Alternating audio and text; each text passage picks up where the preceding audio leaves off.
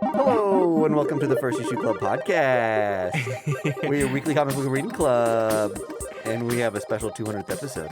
It is 200, and for this episode, we are doing something weird, it's honestly just weird. We've never done something weird before, too, so I've got a real tickle in my spine. We're usually pretty straight-laced. I am Jazzed for this episode. It's definitely just an experiment. We're going to go raw. Hold on. Full on. And Budget King's been saying this every episode for the past 199. I just want to go raw for one. Just raw. We're going to go raw. And we don't know what that means, so you explain to us and we'll finally indulge you. We thought it meant something lewd. It doesn't. Yeah. We're just going to keep the raw audio. This is going to be unedited. We've talked about this before on First Issue Club. We meticulously edit our episodes. We cut out things. We make it a very clean, fun listening experience. We hope. And labor of love. Yeah, you say, wait, you edit this and still have as many blunders as you have? Exactly, yeah. We do. Week? It's true, we do. Calculated blunders. For art purposes. Yes. For 200 and 200 only, we're going to leave all the stuff in. Mm-hmm. The ums, the uhs. The point where I explain something about a variant that makes no sense, it's all going to be in there. Oh, you're giving knowing away all the the surprises. You're knowing the future. Oh, you're right. Sorry. Which in this scenario, you're giving away that we are editing by putting this clip in the beginning. Oh, you're right. There will be an edit. There will be an edit. Thanks a lot. But then the episode itself. This is the episode. We started it. Right. Less of an edit, more of an addition. An addendum. Yes. A beginning addendum. There we go. Yes. This A prologue. This is the prologue. This is the prologue. Yes. So are you going to hear a whole second intro to the show? I thought you were just going to replace it. I want to know what the game plan is here. Can you put in some like dreamy music and then the episode starts now like normal? Ooh, I like that. Yeah. Like a Wayne's World situation? Yeah, do some honk chews so he knows that we're going into the dream sequence. Honk chew.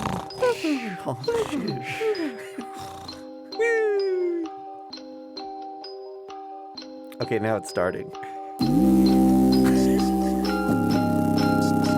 Are we ready? Ready?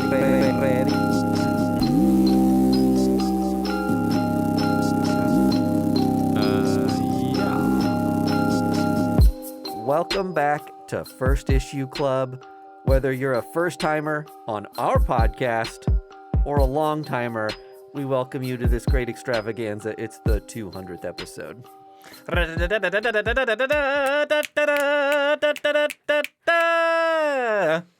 2 zeros and a number 2. No one got us a cake. Yep. No one's feeding me grapes. Didn't get any free comics. We don't get a vacation. What's it all for? Just the fans. Just the listeners. It's for you, the listener. It's crazy we made it 200. I love that. It is wild. It's been a ride. We're still the same thing we were when we started. Yep, we Essentially, yeah.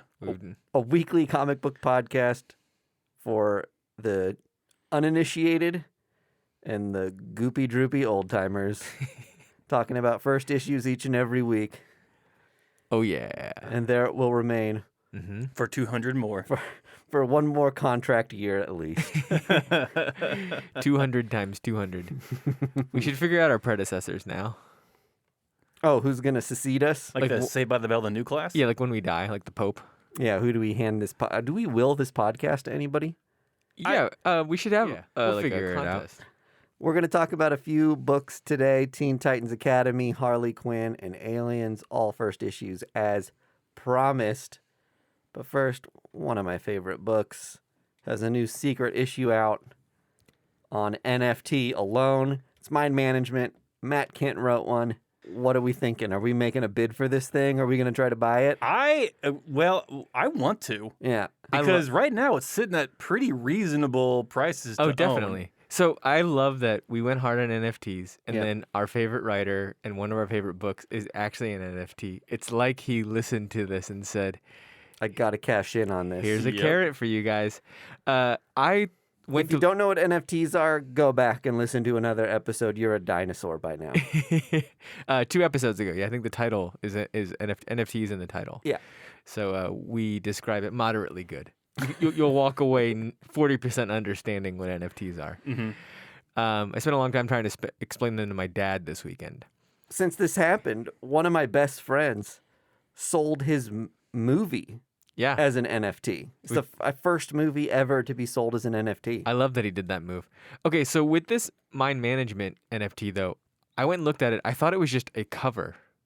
No. It's the actual issue. He wrote an entire issue. It's like a mini comic, though. It's not a full comic. Is it? Well, knowing Matt Kent, who knows? I mean, it's just like a long... The description says full comic. But that could be anything. Okay. To Matt Kent and his twisted mind of when I was creativity. What are you putting on Matt Kent? I think he knows what a full comic is. He's written tons of them. I love it. I mean, it's crazy. He's also the author of Berserker, which we're gonna talk about as well, and ENIAC. He's everywhere. Everywhere that is news, Matt Kent is. Yeah. At this point. Yeah, we should definitely try to buy it. Should we just pull together and just buy it? Yeah, he says Yes. the owner of it can do whatever they want with it.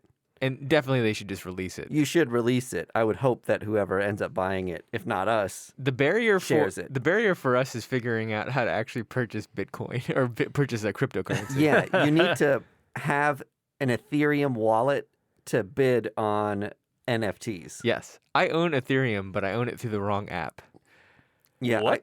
I can't remember what it was called, but there's like Mole Wallet or something. Yeah, It was- Coinbase would work, but I can't sync my coin. It doesn't matter. This is getting into the weeds. yeah, this is not. We should figure it out though. I think this is something that we should actually invest our time in doing. We should purchase it and then put it up on our website for free, Definitely. is what we're saying. Yeah. I would love to be able to put up a bid and then not actually have to buy Ethereum coin until we know whether we won or not.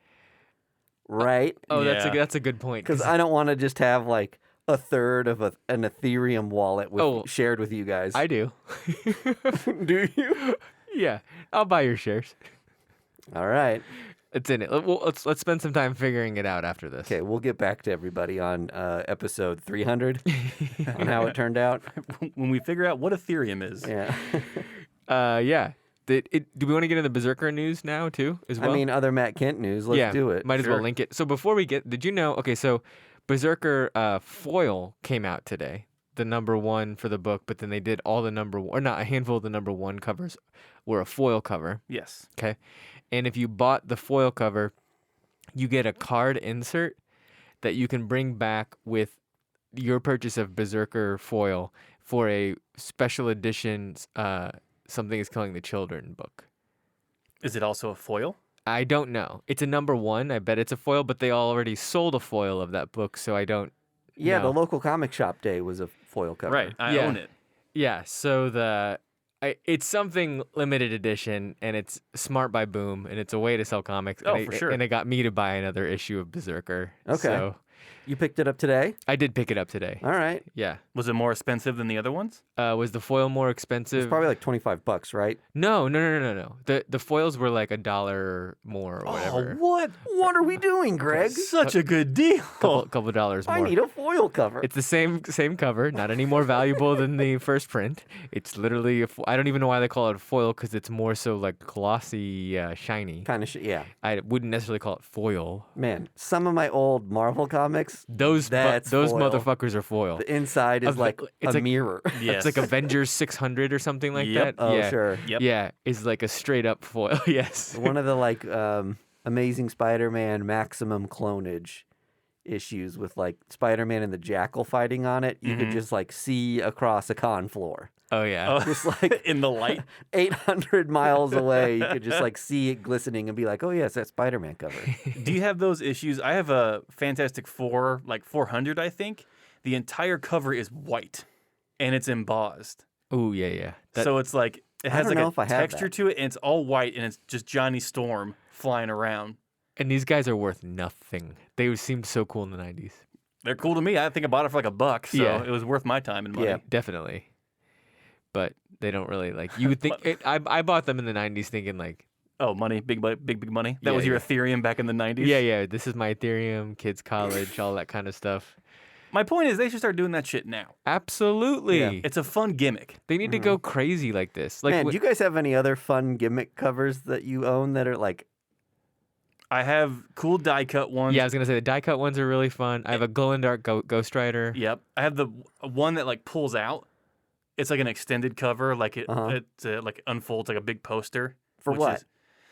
That one was for it was a Marvel book. It might have been X-Men. The X-Men #1 has a gatefold. Yeah, it was. I can't remember which. It was a Marvel book. I know for sure. I have a really cool Green Lantern headstone cover.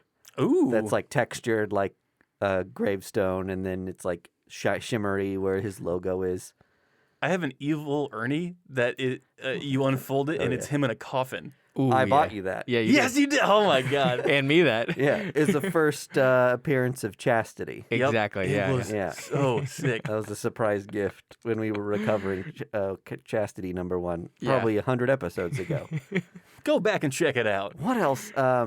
I know I've got that Wolverine hologram cover where you can like tilt it. Oh yeah, and you see like him and then his skeleton. Mm-hmm. Oh it yeah. was I think one of the times he got his like adamantium back or something, and so it was supposed to be a big deal. That was amazing hologram technology at the time. Back then, oh god, yeah. Right. Now they have those Shrek. This was before lenticular covers. Lenticular, that's the word I was looking for. Yeah. There was an old publisher company called Malibu, and they had a book called The Badger, which is about a superhero named the Badger. And Badger #1 is cut out to his face. Nice. Like the whole book is just like his head, but the pages and the cover and everything are cut to his like silhouette of his head. Bizarre. Yeah. They die cut the actual book. The whole book is his head. That's how do you even like put it on stands?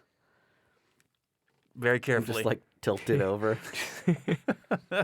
I have a Magic the Gathering book that still has the shrink wrap with the card in it. Oh, cool. Do you know what card's in there? It's a fireball. It's like so nothing. Worthless? Yeah, I opened the one that had a Bearing Signature, which we don't need to get into this. Are you going to get the new Magic book coming out? I thought about it because it does have that kind of stuff with it, like some exclusive things, but I don't care about the lore. So no. I'm not going to read it. I made a definitive thing where I'm like, no. All right. You can read my copy. I got one because I thought it was kind of cool to see. Did you do the crazy Virgin cover from TFAW? No. No. I think it's got a standard B cover. Nothing too wild. Does TFAW have exclusive covers? They do. Sometimes. They do. Sometimes they're okay, and sometimes they're just really badass. But they range from anywhere from like $10 to $20. Midtown hasn't done any exclusive covers that I'm aware of in a long time. I wonder why that is. There's a lot of retailers that are like kind of letting that boat sail, and then they're like Unknown. I love Unknown. They every week they've got like 2 or 3. It seems like, and they're typically pretty rad. They have some of the best ones. Yeah. I had to delete the app off my phone because I would get updates. I'm like, well, I have to own this. I've never bought one, but I have the app just to like check them out every week. I have a few, just the ones I really because they have buy 2 get 1 free. Yeah. I don't know why this is suddenly an ad for Unknown Comics, but like, so I'll do that. This is what comic people want to know. Yeah, Unknown Comics. Get the app. You get 3 for 2. I wish there was a better hub for keeping track of retailer exclusive variants. Like if I could go to a blog that was just like, here are the cool covers that are going to be on sale, like whatever week. I need that. Otherwise, it's so hard to find them. So Comics Heating Up does do variants of the week. Do they? Yeah, but what he's talking about is like retail exclusive. Almost genius, because the retailers would actually probably seek those people out. Sure. Who own the blog. It's just like, hey, we want our shit bought. Yeah. Just so you know. Yeah, this is free advertising for us. Perfect. Yeah. Yeah. So I think that should exist, and we should make it. If you're listening, we're going to make it? Never mind. Well, if you know of a thing like that exists, send it to me. Yeah. Because it's something I want. Did you bring that up because you found out how many retailer variants there are for the last issue of Ice Cream Man? No. Issue 24, which I guess is the last issue, there's like 20. Oh, my God. Exclusive retail variants, not just through Oh, previews. I looked this up. Did you guys know So we thought the most variant comic ever was Star Wars, right? Because there was tons of retail variants. Because that article that we read, yeah. But it was like number 4. Well, probably at the time it was number 1. Oh, okay. It's You're saying the article lied to us? Yes. If you look it up now, I reread this. Okay, so what's the number 1? Yeah. Oh, fuck. Why there's so much preamble for nothing. I know, right? Did you know that in the past, Greg, something used to be number 1 and now it isn't anymore? And I can't tell you what the top number 3s are. Someone's going to let that hang in the air like a dagger. Killer content. Anyway, we got on this because Berserker Right. finally confirmed to be a movie and an anime. This is weird to me. And an anime. And an anime. Wait, Why? so it's going to be both. It's going to be both. And guess who is starring in both adaptations? None other than Keanu Reeves, one of the co-writers of the book. Okay, wait, hang on. Are we being Mandela affected here? Because, like, I thought this was already a thing. Like, everybody knew it was going to be a movie already.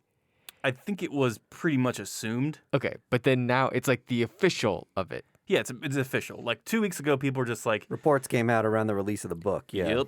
Okay. And then now it's official that Confirmed. it's getting made. But the crazier thing is they're making 2 entities. They're really diving in hard on this. Is it going to be like a television show anime or a movie anime? Television show, I believe television show anime. I could be wrong. But it allows them to do more things with the blood and the violence, which kudos for that. So I'm not too, I think one handles one part of his life and another handles another part. I'm assuming the anime probably handles his history pre the comic book and movie. Okay. Like the before times. Did you guys see the photo of him going around? He was at a comic book store and he bought a statue of himself from Cyberpunk. That's funny. Tell me you wouldn't do the same thing. Why didn't he get it sent to him? Why did he have to go purchase He didn't it? read the contract. I used when to he see signed this it. stuff on the Tonight Show all the time where they would pull out the action figure of the actor and they'd be like, this is cool. I haven't seen this yet. You would think that you would just be like, it's of you. Yeah. You would think they would just at least send you some promotional copies Right, of yeah, that yeah. thing. Yeah. It's such bullshit. I've gone up to comic book creators at conventions, and when you hand them the book to sign, they're like, oh, do you mind if I flip through this? I actually haven't gotten a copy yet. That happens all the time. That is so nuts. On Twitter, I tweeted that I got this guy's variant cover, and he was like, "Oh man, that's so awesome! I can't get it here because I live in Brazil, and like Marvel doesn't deliver to Brazil, so he doesn't even have a copy of his own work printed on Marvel books." Get this. I brought a cover to get signed by Jason Aaron or something, Mhm. and while I was walking by like an artist alley, a guy had the art up from that cover of that book I had Yeah. behind him as his backdrop. It was just a thing he'd made. And I was like, "Oh, hey, do you mind signing this?" And he just had this he almost went white. And he was just like, "They used it as a cover?" Oh no. He didn't even know it got used. Oh, bummer. oh no. He was just like, sometimes you just make some art and they throw you like $100 and then decide to use it like a year later as like a cover for something. And he had no idea. Hopefully, he still had the original artwork. He could sell it. Right, yeah. I can't remember what cover it is now, but Man, I will never forget that moment. to have that gut punch must suck. Hey, speaking of this, remember how you found that the Spy Island artwork was stock art? Yes. Mhm. Spy Island. That was a book on Dark Horse. Something Yep. like that. It was like a 4-issue. It was pretty good. There Like was a cover that I loved that was like a triangle rainbow prism thing. yeah. That was supposed to be reminiscent, like a lot of the covers, of like old fantasy art. And it was also Bermuda Triangle. Yeah, right. And then I was perusing Shutterstock looking for some background graphics for my job. And the cover popped up. And I was like, they just bought this picture and put a filter on it. They made it a little more sepia That is nuts. and just used it on the cover. that is so crazy that they Isn't it crazy? Yeah. It's so fucking mailing it in. But all to the point, who's the writer of all those? She's the same person. McCain or Yeah. something? Cassandra Cain? Kane. Cain. That's what it is. Yeah. Yeah. Chelsea Cain. Chelsea Kane. Cassandra Cain He's a comic book character. Yeah, Chelsea Kane, yeah. A lot of her comics have much more like commercial art, graphic designy sort of covers. And that's just how graphic design people work. Like, I don't have the time or money to illustrate a thing every time. One of her more famous I covers was just a tweet. Right, yeah. But I don't know. We're not used to seeing that as like comic book people. It's like everything's created and hand drawn, right, or made individually to be unique to something. So it was odd. Slap me upside the head. But in any case, anime. I'm surprised by that for Berserker. It seems like why not just do one and make sure it works, and then be like, and we're also gonna have an anime. Right. Doing both. I guess they just know the anime is gonna take forever to make. Sure. So The Invincible looks like an anime. Yeah, which I'm super hyped for that. Not to correct you, but I think it looks to me just like animation. Oh, really? To me, it looked just like an anime would. Did it? When I saw it, I was like, oh, this. Well, maybe I don't know. I didn't think anime. So I think it's the American version of anime. Which almost made me think, is that kosher? There's a hot debate about this. Is there? Because there's also a lot of it's kind of like appropriation. Well, it's interesting because like there's a lot of Korean. So Avatar was actually made in Korea, right? So it's like people often will say that's not anime. Avatar? Yes. The movie Avatar. The Last Airbender, which is the cartoon show on Nickelodeon. Oh, I was thinking James Cameron's Avatar. No. Oh, no. Yeah. Oh my God. Okay, this makes so much more sense. Yeah. Not the blue right people. Avatar and then Korra. So they weren't made in Japan. Yeah. So, but then it's like, is you it can't call them anime? Is it anime or not? Yeah. Type of thing. And there's a handful of North American animes also made, and it's like the style of anime, but it's like, is it like champagne? Like, does it have to come? Does it have to come from Japan to be called anime? Yeah. I don't know. It's tough. It is tough. I mean, there's part of me thinks that with like the music debate of like sampling and turning someone else's melody and tone into something else is like kind of has always hurt inside my head thinking about that conundrum, because artists are inspired by art and the way art is delivered changes. And part of what new music is now is creating a twist on something that already has a nostalgic feel or resonates with like a part of your being, and the new twist or statement on it is the art. So, but you also have to give like credit there. I read an article on this about the appropriation of sampling in DJ culture and how it actually like hurts specifically Africa, because it's like there's tons of Afrobeat like sampled and all this kind of stuff. Like Kanye's really famous for having done this. Yeah, and then like those artists are maybe credited, but don't get the fame or any type of notoriety for anything like that. Oh, and Moby made tons of money off of like old spirituals. Oh yeah. Like his whole album was like spirituals. Yeah. I mean, they definitely have to pay for the rights for them, so the artists are making money that way. But it doesn't like transcend like them also becoming famous as well. I mean, in Kanye's like the way that he does it, sometimes it's straight up just the fucking song. Like I don't know if you remember like the Panda, like that guy's Designer. He kind of made Designer famous. He straight up just played Panda as like the song in his like album. Yeah. And it was like, oh, yeah, I like that Designer song. So, yeah, it's interesting. It's a conundrum we're not going to solve on our 200th episode. I'll just keep making this joke. Maybe we'll have it figured out by 300. That joke is like good wine. It's gonna get better with time. I think the more we say it, it'll get dumb for a second, and then it'll get funny again. Yeah. Can we get into the first book? Yeah, let's do it. This is the book that I was most excited about this week and probably most enjoyed. Teen Titans Academy by Tim Sheridan and Rafa Sandoval. Yes. So why were you excited? Yes. Why was I excited? Yeah. Because it's the Teen Titans and the Titans creating an academy, and the Teen Titans are essentially the seniors in this school, and the Titans are like just figuring out how to be the school administrators, and they're welcoming in a whole new class of youngsters figuring out it, and they make jokes about like, are we Titans? Are we Teen Titans? And they're like, no, we're just freshmen at a school, I think. Yeah. And so it's like Marvel has Strange Academy. Yeah.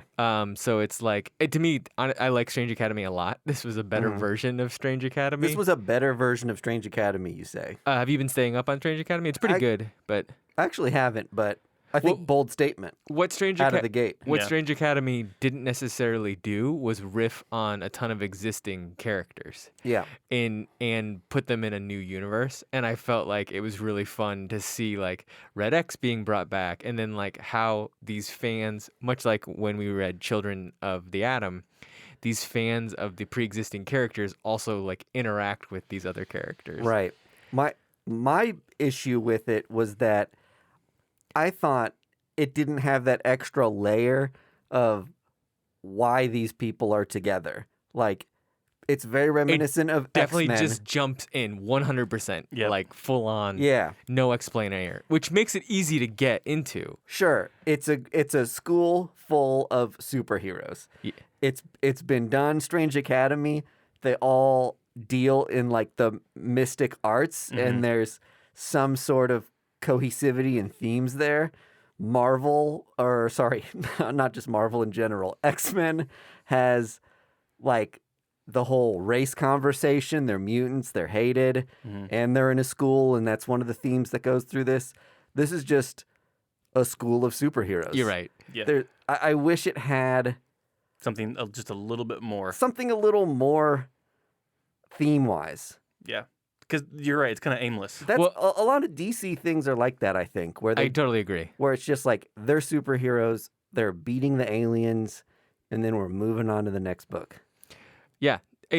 I think that I liked how just accepting it was. It just is like, here's a school. Just like, let's get into it or whatever. And like, here's Nightwing. And It got to the point really quick. he's kind of just like, he's figuring out being the headmaster in real time. And I think like having been a fan of the Teen Titans, to now see them displaced as like they're the B characters to a new class was really cool. And then some of the Gotham characters I thought were introduced really well. So it was just like a nice pandering of like to the fans. I'll do the thing where you did the comp for Marvel's Strange Academy in this book. I could think of at least two characters I immediately resonated with when I read Marvel's Strange Academy. Just because the way they were written and the way that they acted in the comic book, there was things that I found relatable, even though I'm a 35-year-old white man. I related to these characters who were just starting this new adventure in a new academy. These characters in Strange Academy were so flat. There was no emotion there behind these new characters. I don't know any of these powers. I don't know any of these backstories. Why do I need to care about these people? Yeah, I mean, I think this is all fan pandering to Titans fans and Teen Titans. Like, well, I'll say that it was interesting to me that you're like, we're really resonating with the Titans in this, which was fun, I think. Yeah. To be like, they're calling the Titans jokes, like the students are calling their jokes corny.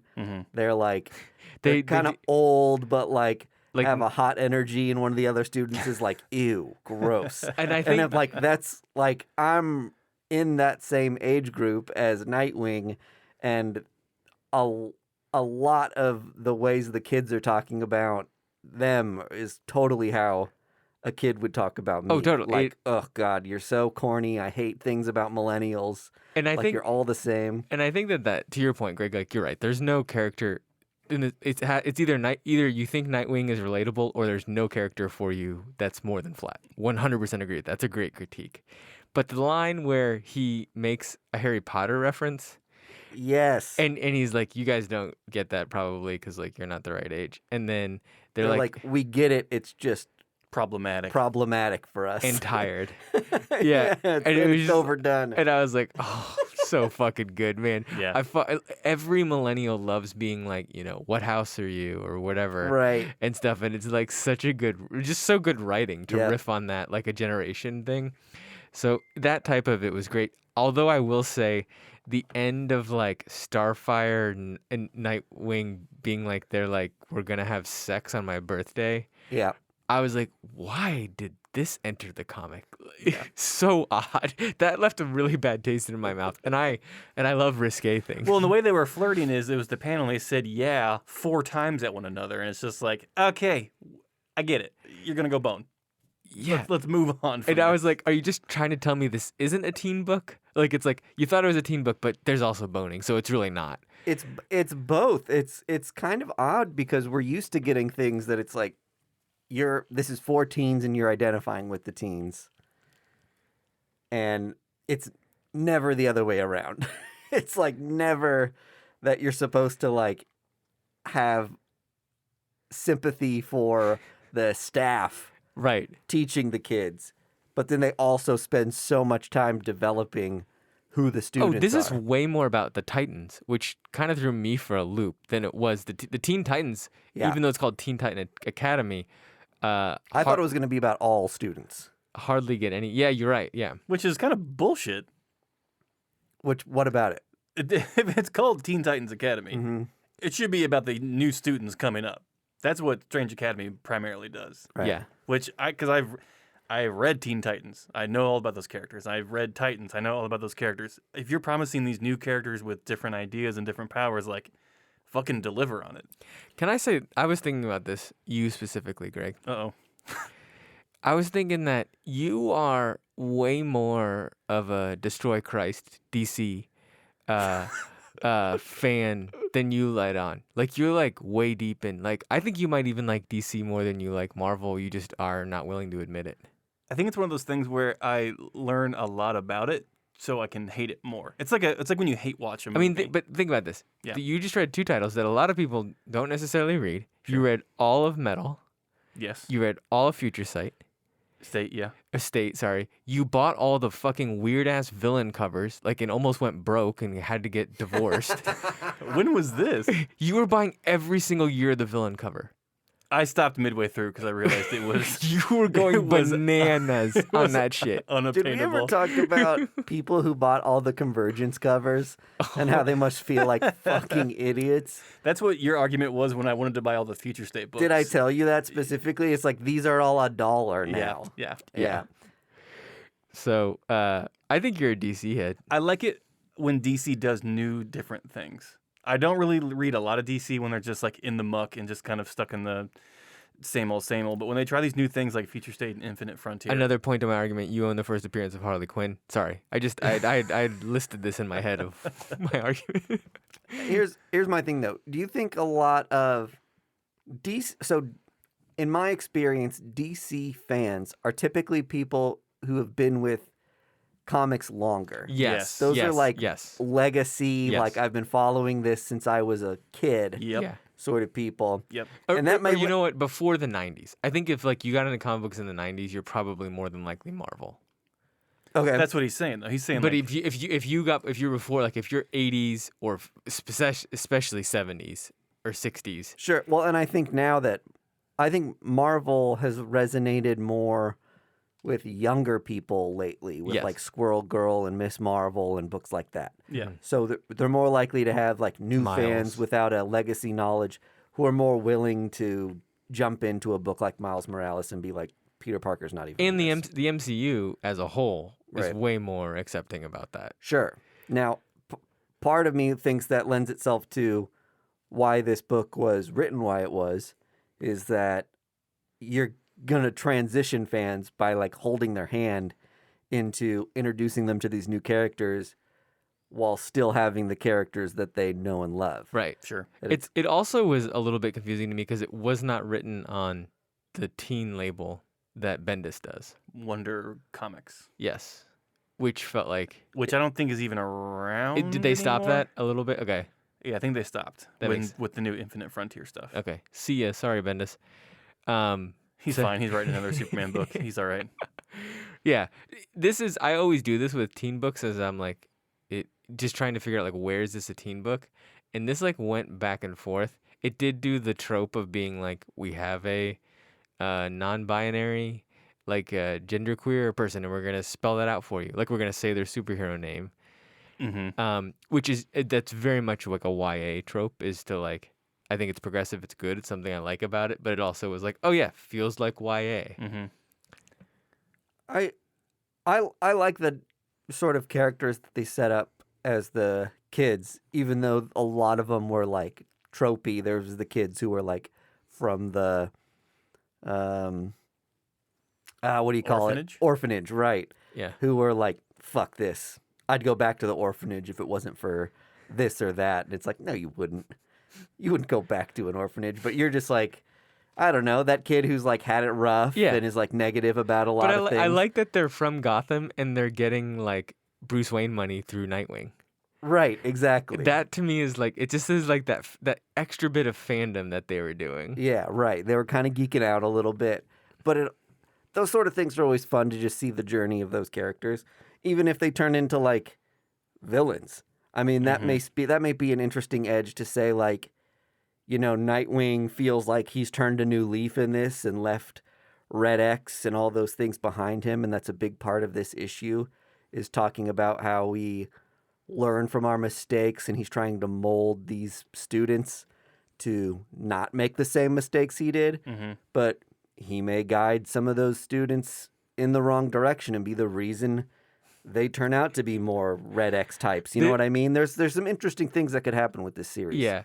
The weird thing that I was not bought into is that wearing a mask gives you the potential nature to have bipolar and be a villain when you want to. Yeah. Like you could just different identity. Yeah, because you can't see yourself truly in the mirror, you could lose all identity and be a whole different person.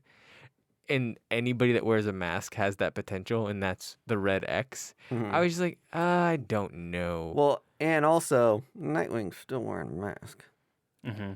Wally says that. Yeah. Yeah. So, you guys sold on Red X, or could you give two shits on the Red X storyline? I could give two shits, but like in the nicest way possible. The nicest not giving of two shits that you can give. Right. That you cannot give. I have confidence in Infinite Frontier and all the fun stories they're going to tell, but so far, this is the least favorite of them. I mean, I dipped out of the Future State Teen Titans book. Which basically set up all of Red X. Which set up all of Red X because the first one just didn't resonate with me at all. Now the second issue is kind of like the one to have because I think it does a little more with Red X, but I kind of missed the hype train on Teen it. Titans Go 23 is the one to have, which is so weird. Oh, okay. Yeah.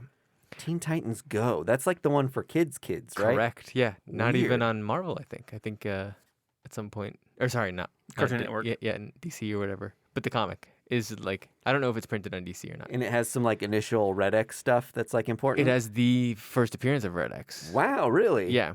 So, which is like a weird, hotly debated thing. Does this confuse you? So, where we live, there is a retail store of sorts. Called Red X. Called Red X. I'm like, and they sell booze. they sell a bunch of dumb It's like shit. Like liquor warehouse plus like novelty / grocery. I think you can buy like BB guns there and stuff. Yeah. Yeah. Because that's what you want. You want a liquor warehouse and also BB gun emporium. It's like if Spencer's Gifts got like fat and grew up. And Yeah. did something like kind of more sustainable and grown up. Right. Yeah. They started a vape business. Yeah. Yeah. So it's like if they had like a semi-villain named like Trader Joe's or Marshall's. Oh my God. Real talk, Trader Joe's is a great villain name. Trader Joe. Trader Joe. Is it spelled traitor? Oh, yeah. With a T? Yeah, Trader Joe. Yep. Yeah. Is Marshall a good villain name? TJ Marshall, Mack. he'd probably be like a sidekick to like Yeah. a better known law enforcement superhero. We'll write the Retail Wars Right. comic and Oh, make hell all yeah. of these characters. TJ Maxx. TJ Mack. To the max.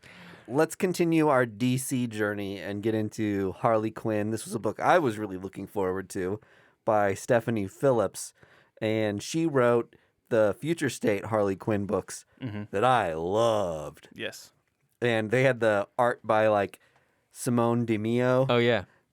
who does We Only Find Them When They're Dead. And I mean, it looked jaw-dropping. Stunning. I loved the narrative of it.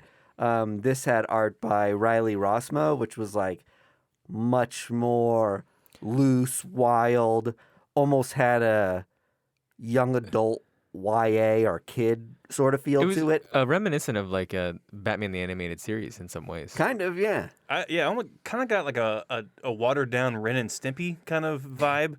Like it was just zany enough. Like you could tell they were like human forms, but like it was eye popping. Did you guys feel the art match the tone of the book? Okay, that was my main point about this book. Was it? Is that it was jarring. It was disorienting. I think so too. Because obviously I asked the question. It's kind of a leading question. Well, because it was not. This book was very little, if no, jokey Harley Quinn at all. Yeah.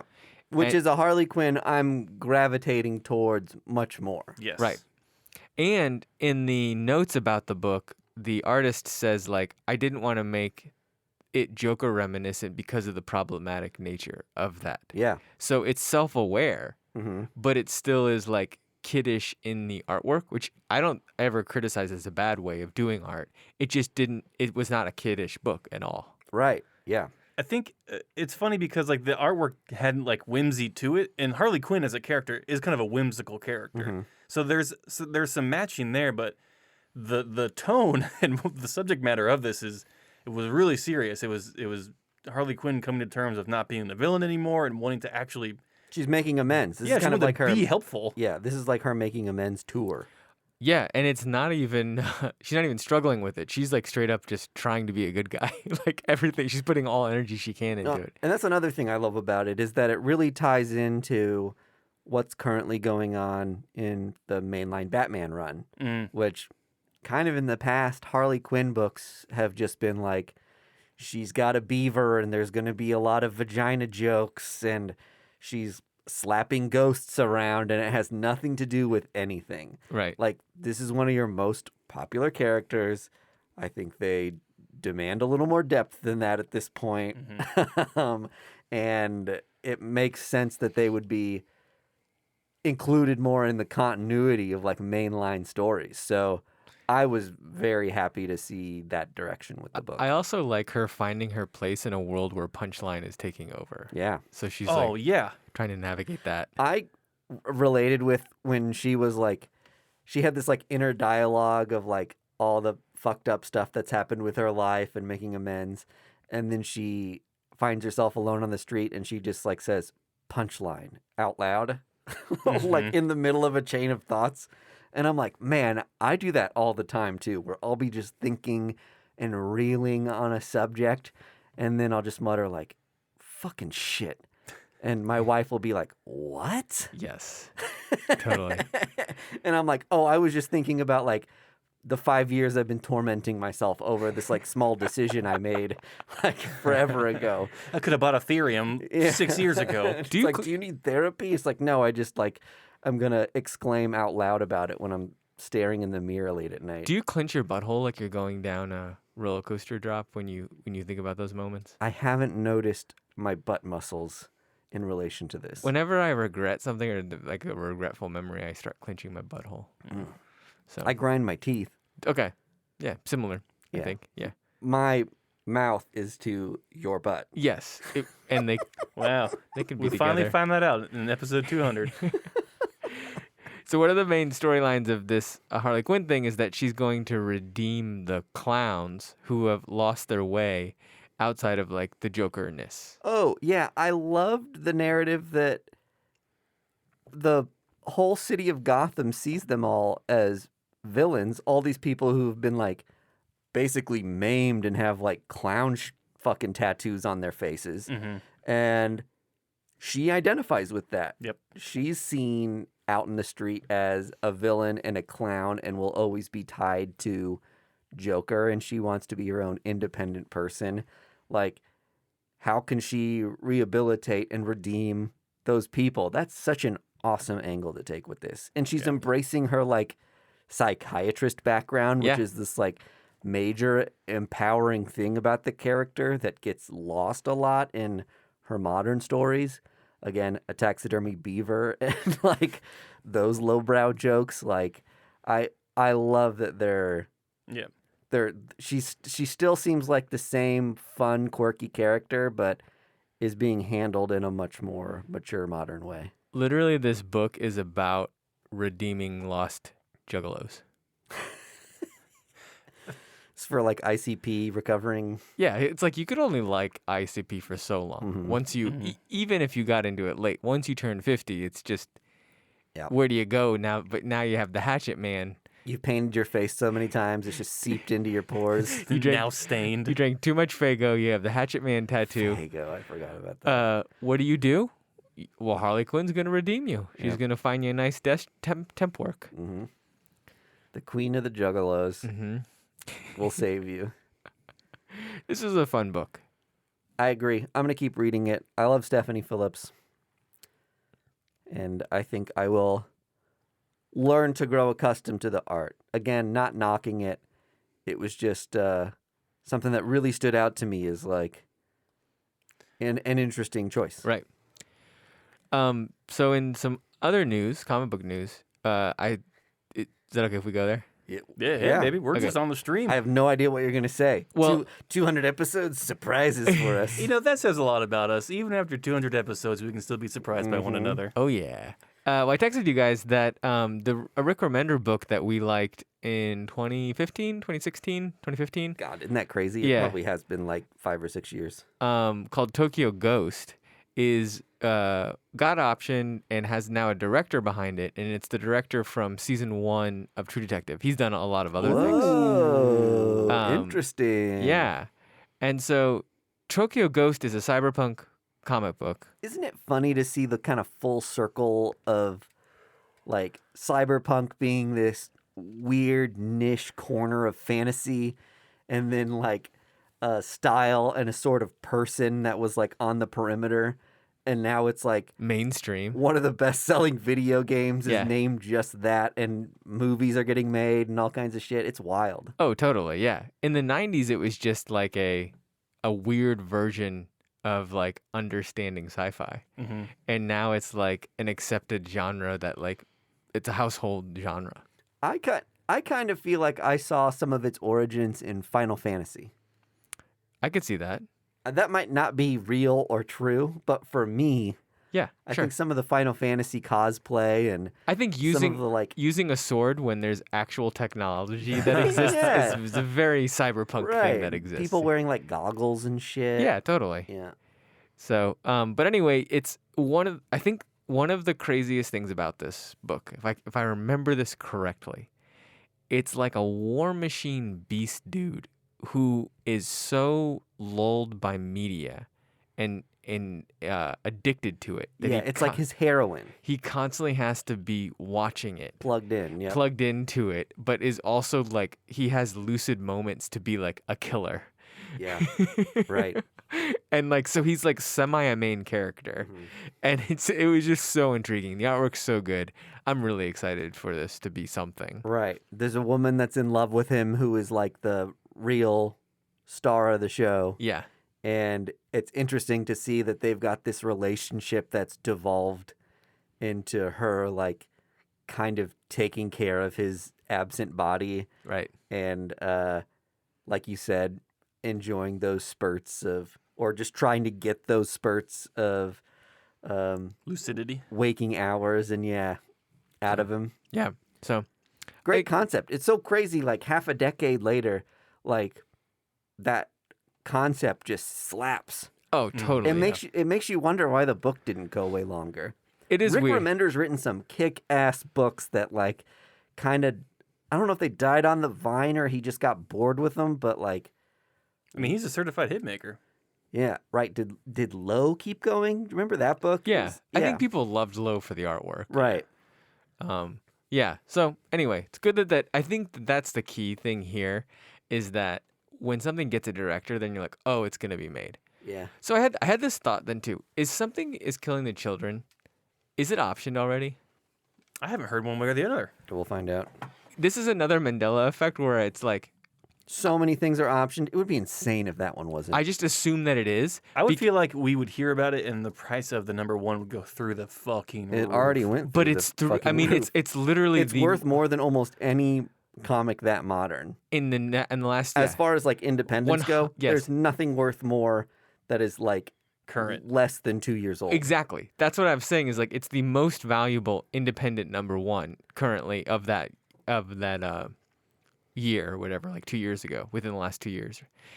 But I'm like, is it not even optioned yet? Like how are these weird ass things being optioned, like Canto and all of this other stuff, but the most sought after independent book doesn't have an option deal yet? Well, I'm sure there's some behind the scenes like dealing right now. You know what I mean? There's probably a bidding war. My guess is that they're holding out for something really big. Yeah, I would too. James Tynion probably is just like Tynion. So, yeah, Tynion. Tynion, no. So no, it's okay. I assumed that it had some type of visual media attached to it, and it does not. It doesn't. Which is mind-blowing. Yep. You've got the power to hold out. And they should. When you write this big of a hit. Had this been on Scout, it would have been sold already to Lionsgate. Yeah. Some guy in his pickup truck with I got a picture camera. I'll make a movie. So true. Something is killing the children. I'll give you a 5% stake in the movie.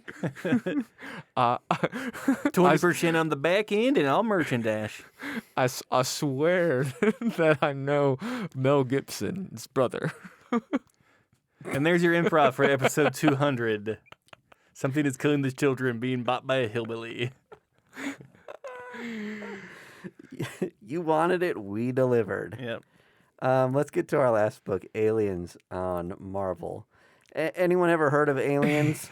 Okay, can we... Is the book called Alien or Aliens? I think it's called... It actually matters. Oh. I know, this is a big difference. Tonality-wise, what are we going to end up with? Yeah, because if you don't know, the Alien franchise, this is how they I think it's Alien. This is how they named their 1 and 2 movies. Yeah. So if it is Alien, it is the first iteration. It is Alien. Okay, what's crazy to me about this is that Marvel has gotten so much money. Mm-hmm. Oh no, that they're like, oh no, this isn't a criticism. This is this seems like a wind up for something. It is a wind up, but I'm just like, how do we arrive here where they're like, they bought Alien, they bought Predator, yep, and they're like, they aren't going to necessarily make more money on these entities than their pre-existing universe. Like, they don't need... It would make more sense for, like, an IDW, Boom, something like that. They're like, oh, we want the Alien franchise because we make that kind of shit. Marvel's just like, yeah, sure, we'll buy it. We'll throw it into our books, and we'll carry a main line of it. But it's not going to, like, make them a shit ton of money, necessarily. But my thing is, like, kudos to Marvel for actually doing, like, just a cool book. I think it's also interesting because Alien doesn't necessarily have an iconic... They have xenomorphs, which are, like, very iconic visually, but they don't have an iconic main character lead to make a story beyond. Like... Sigourney Weaver. Or are we talking about the actual aliens themselves? I mean, like... this book had, like, the mother alien that wasn't, like, the big gross monster. Right. Yeah. It was, who is like... not a character in Aliens 1 through 3. Not that I Or 4, remember. actually, yeah. I was kind of like, when I hit that page, I was like, there's a babe alien? There's not. Like, she was, like, smoking... And, like, these were, like, all, like, the alien xenomorphs were all her, like, children, and she had dominion over them. Didn't something happen to Sigourney Weaver, though, in one of the movies? Wasn't she infected by one of the aliens? I've only seen one of the movies, so I'm not really sure on the mythos of this franchise. Interesting thing about Sigourney Weaver is that she was not even gonna be cast in that movie randomly, like it happened, and then she became like the star of it, right? And then like 3 is like really honestly where she shines the most, and nobody cares about the third one really. That's the one with Winona Ryder, right? Yeah, is that right? Yeah, they're both in it. Yeah. I guess she has a lot to do in like 2, but it's like I don't think that. She's not necessarily a character that you write a whole franchise around. Like, she doesn't, like... The character that she plays? She's not like Tony Stark, right? Or, like if you were to buy a franchise, like... I'm trying to think of, like, another franchise that you buy that's not Marvel. You would have, like, a very iconic, like, this is the hero that we're going to follow this hero, I guess. And they could have... But they didn't... She's not even in this at all, in any way. I don't think she will be. It's too far in the future. Yeah, it's like 200 years. It's so like she- a year, 100 or 200 years in the future from Ripley. Yeah. And so they have like references of things. Like I like the Aliens franchise. I don't know enough about it to know if these characters exist in the franchise. I don't think it matters. True. Necessarily. And then there's also like the Weyland reference, which is always like a Prometheus. You know that Prometheus is an alien movie because of the Weyland references and all that kind of stuff. So can I say one thing about this book? No. No. Oh, okay. Sorry. I forget. So no. My time is up for talking for Not what we're episode here 200. for. I'll see you guys later. Not enough aliens in this first issue for me. You are damn straight. Oh, I disagree. What I love about Alien is how like slow burn that movie is. This is like the stuff they set up in it was just brilliant, I thought. Have you watched the first one for like recently? Not recently, no. Mike is totally right. Half of the movie is just like the bureaucratic nature of being like sent out of town on a job. Which is so much of what this first issue is. That you don't want to be on, and figuring out all the bullshit of that. It totally nailed it. This issue totally nailed it. Yeah. I loved this comic book, but it does not deliver on like crazy xenomorph action movie. Maybe I'm just upset because Marvel actually showed restraint for their debut issue of the big movie franchise license that I expected every page to have a xenomorph just killing people. What's crazy too is like Dark Horse has dipped into Alien like milked it for everything that they can. Mm-hmm.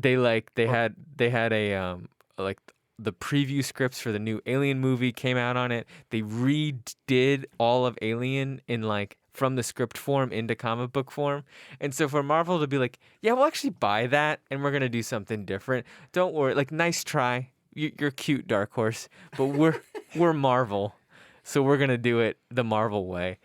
And they did well. This felt as good as Star Wars when it released. Man, can I just wax poetic a little bit about some of like the narrative structure of this book? Like, it opens with our lead talking to his therapist, who's a Weyland AI robot, something that shows up in all of the Alien movies, so immediately you've got that great tie there.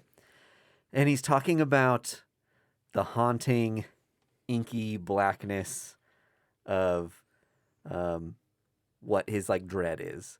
It's in space. It's when he closes his eyes and sleeps at night. It's the skin and goop of these xenomorphs. And then at the very end of this book, after he's had this like whole conversation about that, they replay some of his internal dialogue, like verbatim, word for word. But it's once a face hugger is introduced, and you realize how literally his narrative follows the experience of getting like face hugged by a face hugger. Like the push on your eyes and the pressure wrapping around you, and like it's a deeper blackness and like the invasion of it coming within you. Like all these crazy parallels to like the face huggers, and there's haunting things that, you know, the writers and creators and directors have said about the series and the experience of being violated by the aliens and face huggers, like mimicking the trauma of rape and that sort of invasion. And they really took some of the, I guess, imagery and the dialogue to this level that I thought met that kind of haunting experience for me, which made this book like, when I put it down, I was like, wow. Yeah, it did a bunch of things, and it also went like full on surprising action, like violent. Oh man, we haven't even gotten into the main character and his relationships. Yeah. The main storyline is actually not the person that Mike's been talking about. It's his son, more or less, that believes that Weyland is up to something. They don't know what. They actually suspect that it's like cyber hacking and stuff, and then come to find out it's like bio stuff with alien. And they are. It just reminded me of a really good action movie where you're like kind of questioning, like, do I even care about this person? Because all of a sudden they're like noble heist, and they even say like, don't worry, the good guys always win. They're killing random people to get their to advance their ideals. You're really asking yourself who's the good guy and who's the bad guy here. I mean, we as the reader know how disgusting Wayland is. Like, they've done atrocious things to the people who've worked for them and knowingly violated their people and manipulate them with these AI that they have on board. So you think they're the bad guy, and then these, I don't know, I guess like modern day Robin Hood / terrorists / QAnon. Yeah, right. Yeah. It's Conspiracy like theorists. what PETA does. You think they have this noble vision, but they will kill anyone in their way to free those animals out of those cages. Yeah.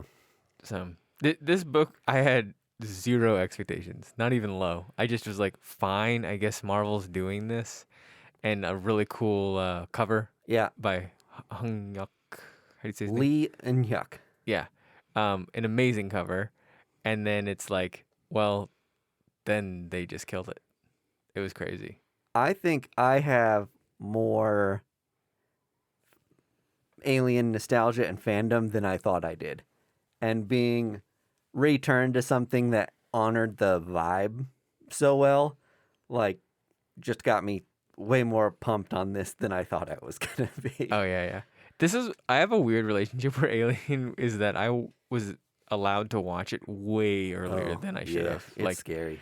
And I loved it, but I was like way in on like the collectibles, the toys, like just like the cool monsterness of it, like the aesthetic of it. And that like, and I didn't actually revisit it a ton in my adulthood. Yeah. So I just like, I know a lot about it aesthetically, but the storylines and all the artistic, like, I mean, the beautiful cinematography of it is not something that I've like taken time to like go back and explore that fandom as much as I should have. Well, it's wild when you go back and watch Alien now, how little the aliens are in the thing. Totally. And when you think about it, it makes sense that a movie made at that time period wouldn't have the technology necessarily to have these weird, lanky creatures running around like crazy. Oh, like, you had to be really artful with how you handled that and how you shot them. It's kind of like in Star Wars and the whole, like, Wampa scene that got cut, and then they replaced it with, like, the abominable snowman. And everyone was like,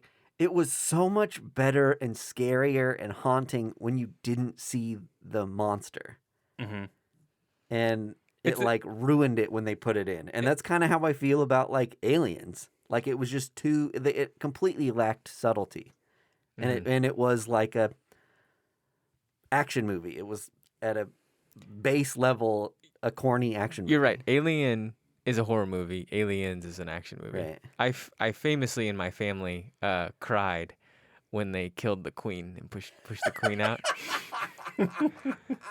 As a child, you had sympathy for the queen? I was rooting for the xenomorph, the queen. You're a special kind of freak. You stood up and saluted the TV. My queen. She gets sucked out of that tiny hole in the spaceship. I mean, that was gruesome. It wasn't because it was gross. It was because my character died. Yeah.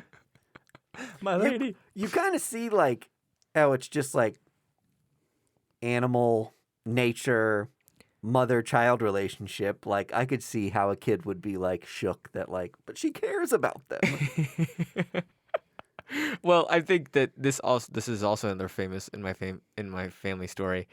I made my mom tell me that Santa was a bad guy because I was like, I really liked Santa, but I was like, well, Santa, if I like him, he has to be a bad guy, right?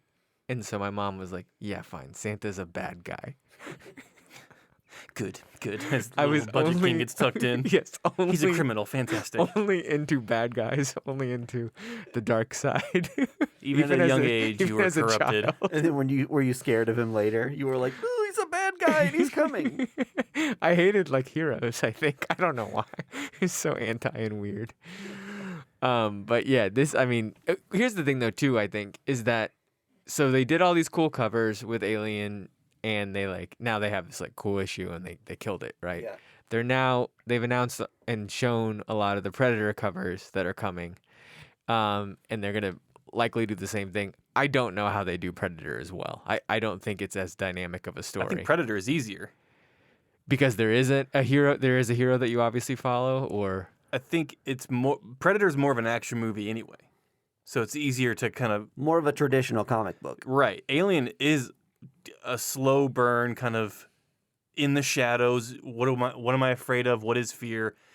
Like this is the xenomorph is like terror incarnate. Like it's harder to put that into comic book The form. Predator movies, although I like them, are not very good. Honestly, one of the best Predator movies is Predators. I don't know if you've ever seen. Yeah, but they're cheesy action flicks with Arnold Schwarzenegger. It's like, what do you think you're gonna get, really? Yeah, it just seems like, why does Marvel need to do? They got a whole bunch of other shit to mess with. I think they're ramping up for Alien versus Predator. They comic book crossover. obviously will be doing that. Yeah. Well, And are we gonna get other? I mean, I hope they're on Marvel. the table, right, for fighting the X-Men, Sword versus Xenomorph. Oh my God! It's happened please. in covers. I mean, that's part of why I was thinking about why they made such a big deal with all the variants, was to say this is fair game. But Thor could go to a planet overrun by xenomorphs. But Star Wars has not crossed over yet at all. You're completely right. Into that. They've kept them completely separate. Yeah. Now Star Wars is a lot bigger of a Oh, franchise. and it was such a long, long time ago in a galaxy that was so far, far away. That's true. Yeah, they may not have gotten there yet. Yeah, good point. And so in the future, who in the Marvel universe exists in 2200? Old man Thor. Cable? I don't know if Cable is going to make it I don't think Cable makes it. to 2200. Silver Surfer. Who can time travel? Bishop? Bishop, maybe. Yeah. So even the old Maniverse doesn't get to this timeline. Mm-mm. So who knows? I don't. Do you really think that they'll cross over the Alien universe into? No, I don't think they will at all. I mean, I don't. What's the likelihood? I think this is a Disney move. I think this is Disney money. This is just having bags of money move. I think it's more fun to have the X-Men fight xenomorphs than it is the Brood. Why not just replace them?